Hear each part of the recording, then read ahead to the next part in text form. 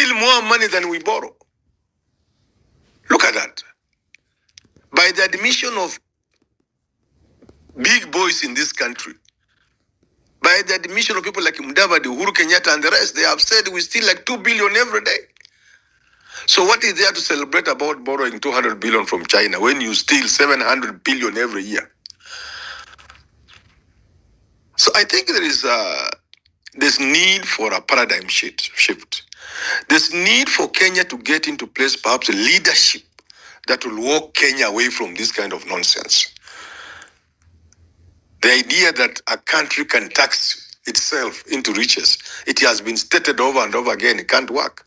The idea that you can borrow to develop, it can't work because the debt trap will lead us into catastrophe in the very near future. There can never be a solution for this country that will come from the way of borrowing. Never.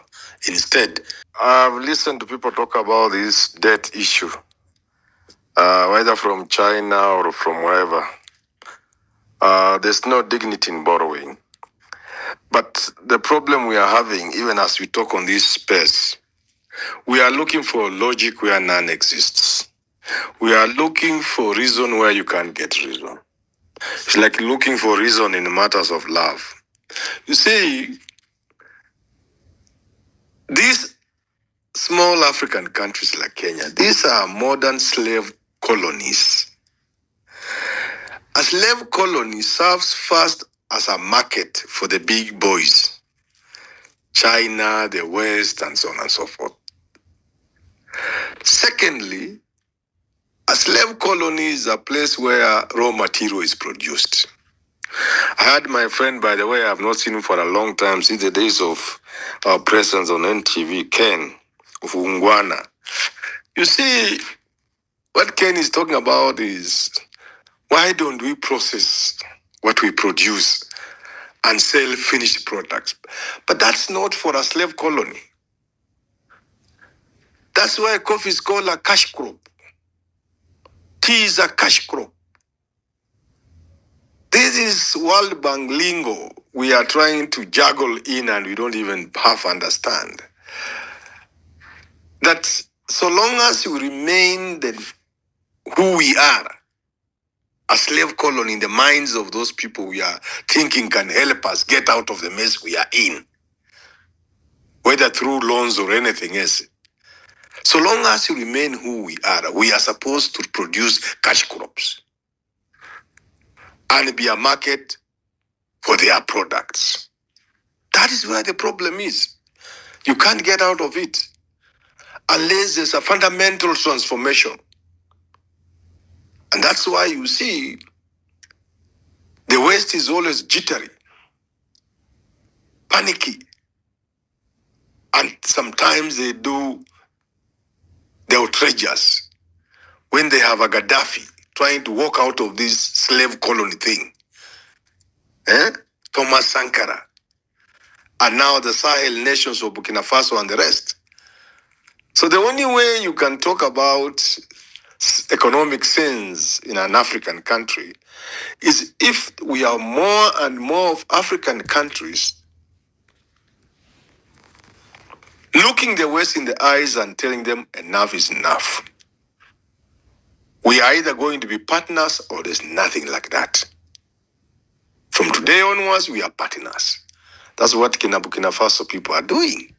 But the danger is, if you are one or two African leaders doing what Sankara was doing, what Gaddafi was doing, what Traore is doing in Burkina Faso and a few others, then you are a quick target. So I'm only hoping that a time will come when a critical mass of African nations and other third world countries will be able to go the Burkina Faso way. Think about their own countries and say we can no longer remain slave colonies. However, that's a very high level kind of thinking and dreamy kind of. Let me come down to where we are and let's just assume we are a good country, we are not a slave, we are progressive and all that. You must reckon with the problem we have in this country, which arises of that World Bank trap we have set ourselves in. Our economists have been trained to tell us that the only way a country like Kenya can raise revenue is through taxation and debt. So long as you are that myopic in thinking, you never grow an economy. Number one. Number two, you'll be in the debt trap forever. Until we are going to reach a point. I was giving a talk somewhere, and the Chinese were there. They were so annoyed with me. They staged a walkout. And I said, I sympathize with the Chinese people who are doing business with African leaders instead of African people. That these debts will not be paid. There's no way African countries will pay these debts. And if you attempt to go the way of saying you can repossess some of the sovereign assets like harbors and ports and what have you, you'll get yourself into trouble, because the young men of that time, of tomorrow, will hear none of that. So basically, let me just summarize by saying that if we go the way we are going, we'll never get out of debt. Never. We need a paradigm shift, a different way of thinking, starting by asking ourselves, do we really need the debts we are taking? The answer is certainly no. We steal more money than we borrow. Look at that. By the admission of big boys in this country, by the admission of people like Mudavadi, Uhuru Kenyatta, and the rest, they have said we steal like 2 billion every day. So what is there to celebrate about borrowing 200 billion from China when you steal 700 billion every year? So I think there's need for a paradigm shift. There's need for Kenya to get into place, perhaps a leadership that will walk Kenya away from this kind of nonsense. The idea that a country can tax itself into riches, it has been stated over and over again, it can't work. The idea that you can borrow to develop, it can't work, because the debt trap will lead us into catastrophe in the very near future. I submit as I end that there can never be a solution for this country that will come from the way of borrowing. Never.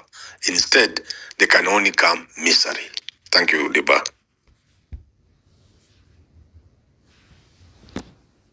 Thank you, Herman Manyora, for those sentiments. I want just to, I don't know, we listened before we gravitate to the issue of party politics so that we can actually